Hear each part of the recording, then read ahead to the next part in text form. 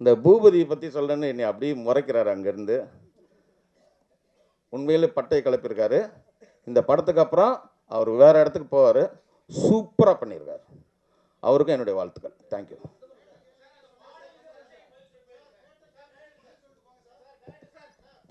Thank you so much.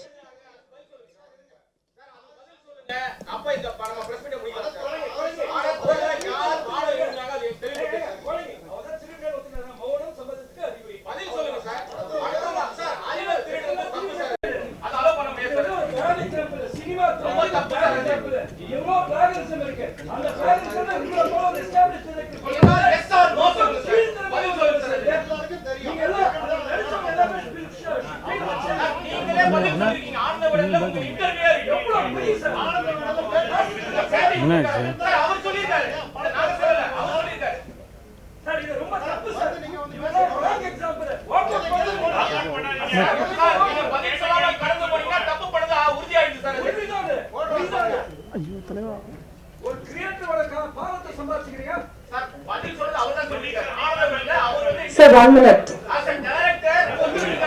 No.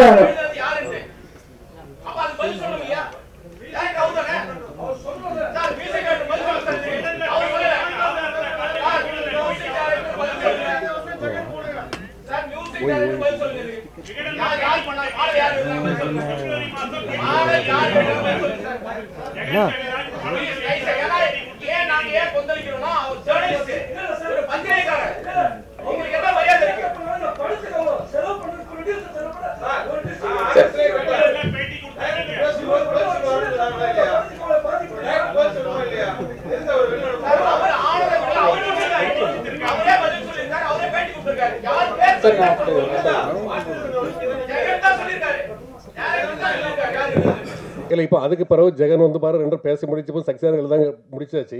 இப்போ ஜெகனை வரல, நீங்கள் அதனால பாருங்க.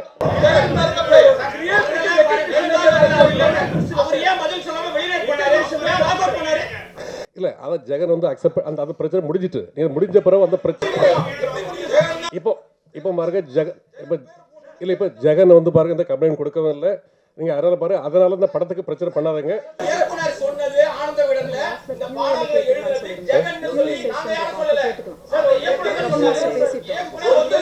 சரி, நாங்கள் அடுத்த நாள் ஒரு ப்ரெஸ் மீட் வைக்கிறோம் தனியாக இதுக்கு மட்டும். நீங்கள் அதில் பதில் சொல்கிறோம்.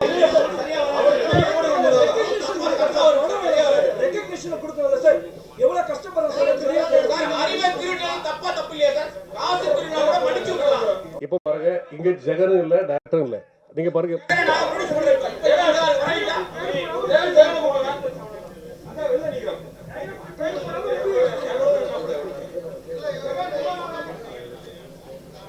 ஜெகனை கூட மைக்ல கூப்பிடுறோம் சார்.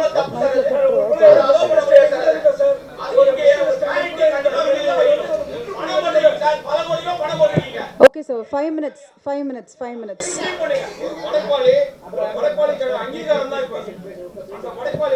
இல்லை சார், வி ரெஸ்பெக்ட்.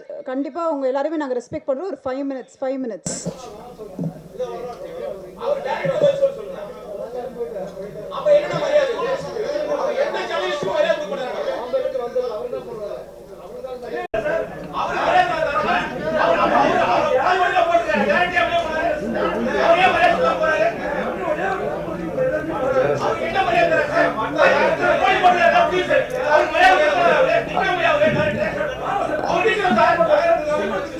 ஜெகன் எங்க இருந்தாலும் கொஞ்சம் வாங்க மேடைக்கு ப்ளீஸ்.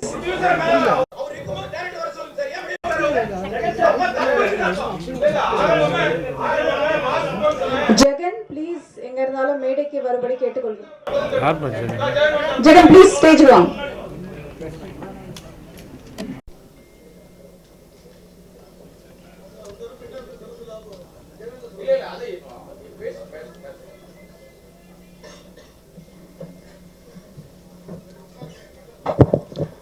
அனைவருக்கும் வணக்கம்.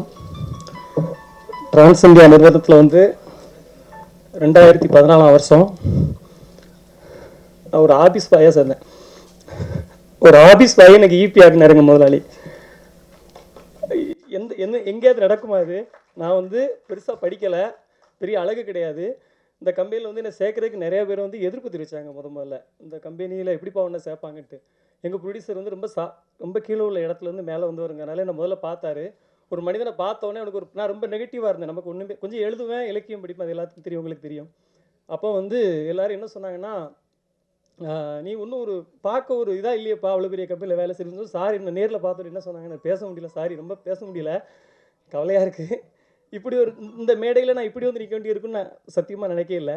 அப்போ சார் என்ன சொன்னாங்க தெரியுமா? ஃபஸ்ட்டு, நீ ஆள் நல்லா ஹைட்டாக இருக்கியப்பா, இது எவ்வளோ பெரிய பாசிட்டிவான விஷயம் தெரியுமா? ஹைட்டாக இருக்கிறது ஒரு பர்சனாலிட்டி, நீ அதை மூலம் நினச்சிக்க அப்படின்னு சொல்லி ஃபஸ்ட்டே ஊக்குவிச்சு, நான் ஆஃபீஸ் பாயாக இருக்கும்போது எந்த சேரை தொடச்சனோ அதே சேரில் சார் என்னை உட்கார வச்சாங்க.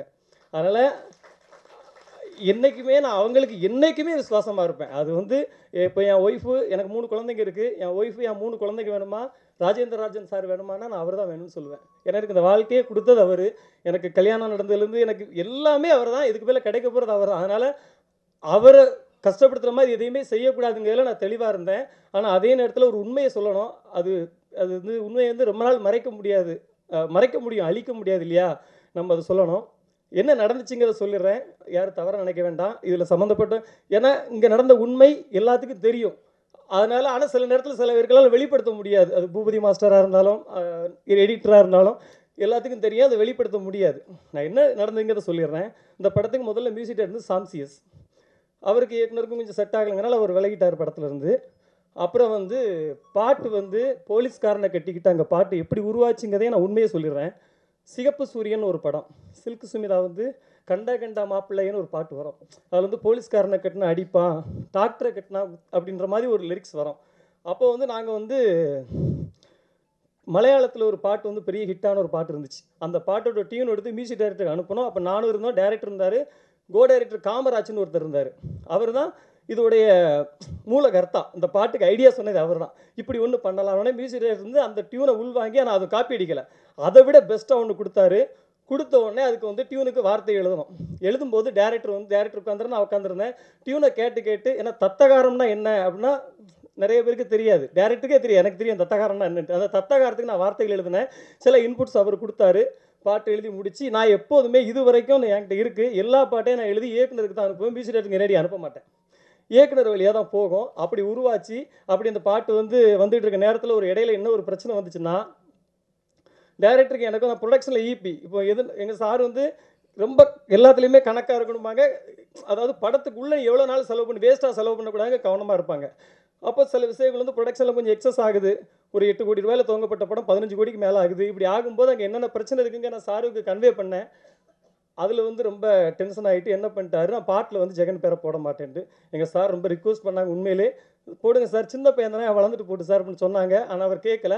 சார் வந்து நான் ஏன் இதெல்லாம் உங்ககிட்ட சொல்லலை, நீங்கள் எனக்கு தெரியும், நான் முதல்ல சொன்னால் நீங்கள்லாம் எனக்கு எல்லாம் எப்படி எடுத்து வந்திருக்கேன்னு உங்களுக்கு தெரியும் இல்லையா?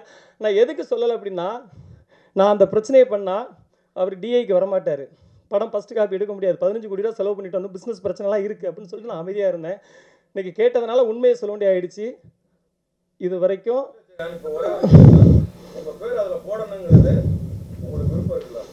நான் கண்டிப்பாக கண்டிப்பாக கண்டிப்பாக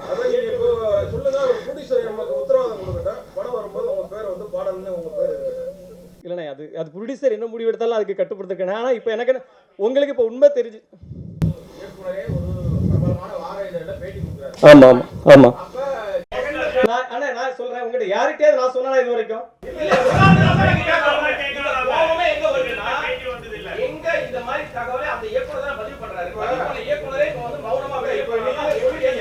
எல்லாரும் முன்னாடி இப்போ நீங்களே சொல்லிட்டீங்கல்ல, எல்லாமே ஏற்கனவே ஓகே பண்ணி தான் மியூசிக் டைரக்டருக்கு போகணும்.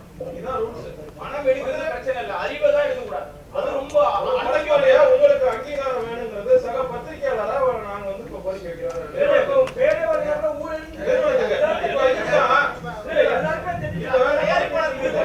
நீங்க எழுதுற இப்போ பாருங்க, இதுதான் ஃபர்ஸ்ட் டைம் நான் கவனத்துக்கு வந்திருக்குது. நீங்கள் இதை பேசிட்டு போயிட்டு இருக்கோம். இந்த ஃபங்க்ஷன் முடியாது. அதில் இதை நான் ரெண்டு விசாரிச்சு என்ன படம் நாங்கள் டிசிஷன் எடுக்கிறோம். நான் ஜெயிட்டு பேசிட்டு பேசிக்கிட்டு பேச முடிவு எடுக்கிறேன்.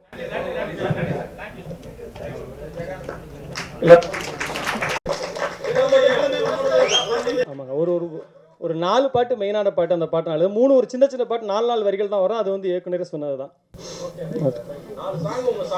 ரொம்ப நன்றி, ரொம்ப நன்றி. அதாவது தரணியது அழிந்தாலும் சத்தியம்தான் அழியாதப்பான்னு ஐயா வைகுண்டர் சொல்லுவார். அந்த சத்தியத்துக்கு சாட்சியாக நீங்களாம் இருந்ததுக்கு ரொம்ப நன்றி. என்னால் யாரும் மன வருத்தப்பட்டிருந்தா நான் பாதம் தொட்டு மன்னிப்பு கேட்டுக்கிறேன். நன்றி. Thank you so much.